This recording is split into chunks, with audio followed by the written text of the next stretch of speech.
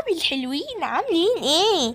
يلا كملوا الفيديو للآخر، اوعوا تقفلوا الفيديو عشان هتندموا. أنا مش مسؤولة، هتندموا. يلا كملوا الفيديو للآخر، جايلكم بقصة جديدة، القرد اللي مش بيستحمى. يلا بينا. اف، الريحة اللي جاية من الأوضة بتاعت أردون دي، يا لهوي على الريحة المعفنة. يا لهوي عليك يا أردون، بقالك أسبوعين بحالهم مش بتستحمى. أنا مش عارفة أعمل فيك إيه والله يا أردون، ونايم لحد الساعة 3 العصر. بجد بجد أنا زهقت منك. أديني هخش أنبهه إن هو يخش يستحمى بدل ما تفضل ريحته معفنة. يا أردون اصحى يا أردون. إيه يا ماما؟ أنا نايم، عايزة إيه؟ أردون ما تمثلش، انت صاحي. اصحى يا أردون يلا عشان تستحمى، انت ريحتك معفنة جدا جدا وجايبة آخر الشقة. لا لا يا ماما، خليها الأسبوع الجاي. يا أردون بقالك أسبوعين ما استحمتش، حرام عليك يا ابني، خليت لي الشقة كلها ريحتها معفنة.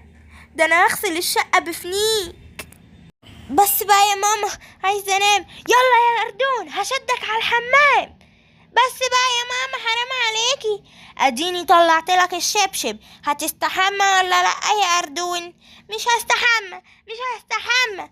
قلتلك يا اردون ان انت هتستحمى، سامع ولا مش سامع؟ لا بقى يا ماما، انا بقى قلتلك مش هستحمى يعني مش هستحمى.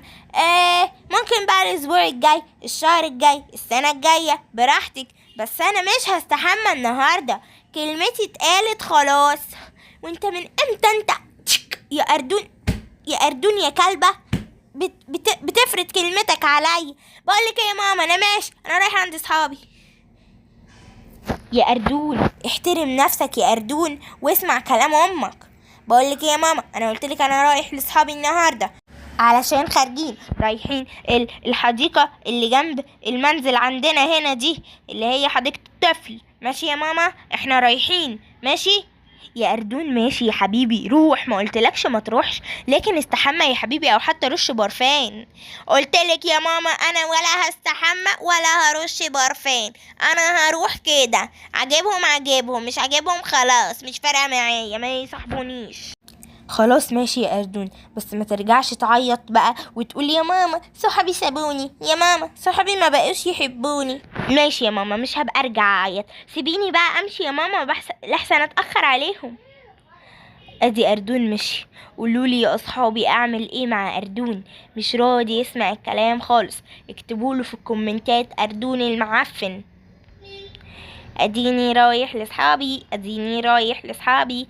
يا اصحابي هو انا معفن؟ اكتبوا في الكومنتات أردون أردون أردون، أردون قوي وجميل، أردون أردون أردون، أردون نظيف وجميل.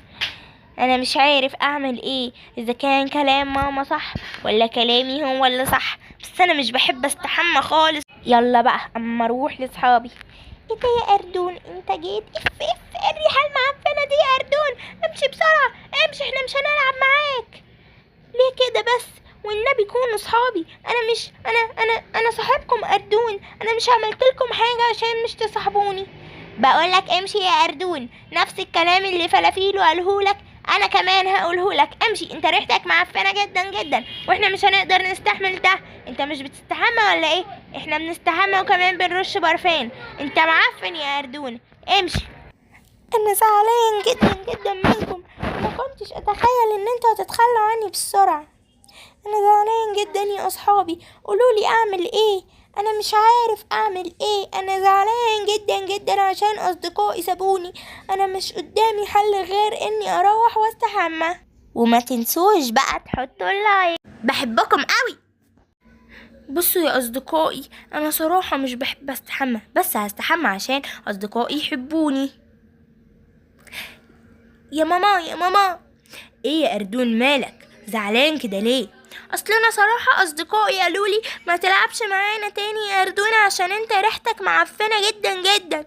شفت يا أردون، مش انا قلتلك اديك خسرت اصدقائك بسبب ان انت مش راضي تستحمى. معلش بقى يا ماما، انا كنت غلطان، يلا بينا بقى عشان استحمى. ماشي يا أردون، بس قبل لما تستحمى عايزين نقول لأصحابك حاجة. ايه يا ماما هتقول لهم ايه؟ بصوا يا أصحابي، أنا دلوقتي أنا وأردون قعدنا نتناقش كتير جدا، لكن هو ما سمعش كلامي، فبالتالي حصل له اللي حصل له. انتوا كمان ما تعملوش زي أردون واستحموا كل شوية. ده أردون بقاله أسبوعين ما استحماش، شفتوا ريحته معفنة جدا وأصدقائه ما بقوش يحبوه. يلا يا أردون عشان تستحمى، يا ريتك سمعت كلامي من الأول. خلاص بقى يا ماما، انا اسف، اديني هستحمى اهو.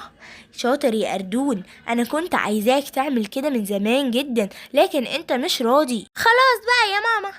وبكده يا اصحابي نكون خلصنا الفيديو. ما تنسوش تحطوا اللايك والشير والسبسكرايب. وزي ما انتوا عارفين اردون ما كانش بيحب الحمى، لكن بعد كده لما اصحابه زعلوا منه جدا وما بقوش يحبوه بسبب ريحته المعفنه، قرر ان هو يستحمى ويبقى نظيف. وعايزاكوا كلكوا يا اصدقائي تحبوا الحمى وما تخافوش من الميه ابدا ابدا. وباي.